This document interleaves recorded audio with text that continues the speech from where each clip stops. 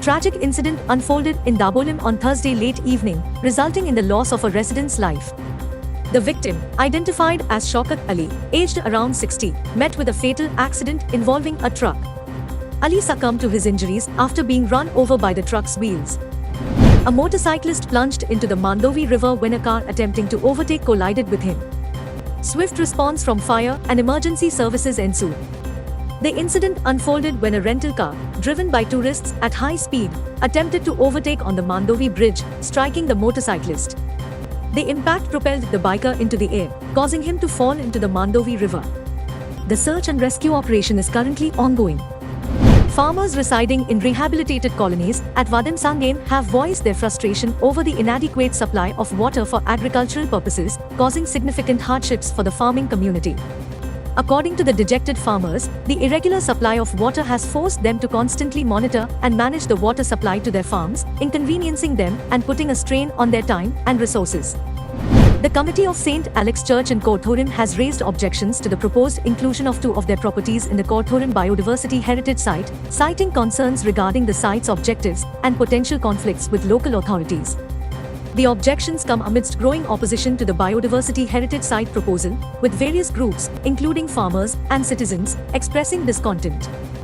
The revised plan for the multi-level parking project in Margao is still awaiting administrative approval from the government, prompting citizens to demand swift action to address the increasing traffic problems in the commercial hub of Margao. According to reliable sources, the revised plan does not include the previously discussed idea of incorporating a restaurant on the top floor of the building. Goa Bachao Abhiyan staged a protest against the Town and Country Department, accusing TCP Minister Vishwajit Rane of dubious amendments.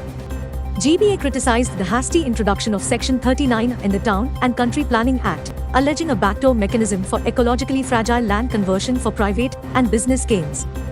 GBA further said that the amendment empowers the Chief Town Planner to alter regional or development plans, raising concerns about potential misuse. Gakuvet has issued an ultimatum to Chief Minister Pramod Sawant, demanding the issuance of a final notification within the next 7 days for the reservation of 4 constituencies for scheduled tribes, STs, in the Goa Assembly. The organization has made it clear that failure to meet this deadline will prompt them to consider their next course of action. The MPDA has continued to partially demolish houses in the funnel zone amidst strong police protection. Residents, feeling aggrieved, have appealed to the Supreme Court of India. Although the hearing from the Supreme Court is still going on, the MPDA continues its demolition drive. Residents have argued that they possess valid permissions from various authorities including the Panchayat, PDA, TCP, and a naval NOC. Chiklam Sarpanch Kamla Prasad Yadav has resigned from his position as a member of the Mormugao Planning and Development Authority, expressing frustration over what he perceives as the MPDA's lack of authority, overshadowed by the Navy's decision-making power. Yadav has alleged powerlessness against Navy authority as MPDA has proceeded with demolition of the houses in funnel zone despite the owners obtaining all necessary permissions. Residents of Dhalgal have raised serious concerns over the rising health issues faced by the community due to RMC plant in the locality. The locals visited Panchayat wherein it was told by the authority that no final NOC has been given to this plant. The locals have demanded the authorities to take action against this illegal plant. An abandoned vehicle caught fire on Thursday behind Old College in Borda. Without hesitation, locals sprang into action, immediately dialing emergency services and grabbing whatever tools were at hand to combat the blaze. The fire and emergency services reached the spot immediately, but fortunately the locals managed to douse off the fire and averted potentially dangerous situation. The 22nd inauguration ceremony for training on the Juvenile Justice Act 2015 and the POCSO Act 2012 took place on Thursday, organized by the Goa Education Development Corporation. The event aimed to raise awareness about the rights and responsibilities of children, addressing issues such as child labor and child marriage. Chairman of the Goa Education Development Corporation, Govind Parvatkar, presided over the event. It also emphasized the collaborative efforts of the government and various org. The Goa Konkani Academy has announced the Konkani Natak Mahotsav, aimed at promoting the vibrant culture of the Konkani language. In collaboration with the Sarvajanik Ganeshotsav Sanskritik Krida Kalasab, Morji, this 5-day festival will take place from 27th February to 3rd March in Morji.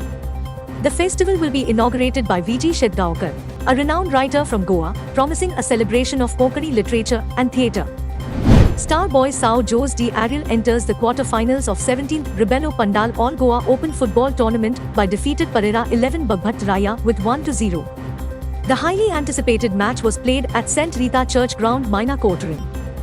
The much-awaited match played between Santa Cruz Club of Cavelosim and Kumkolam Union ended in a draw with 2-2 score. The match was held at Benolim Ground under the GFA First Division League. Cavelosim's Asfin Pinto was the star of the match with his ball control, running and power-packed shot,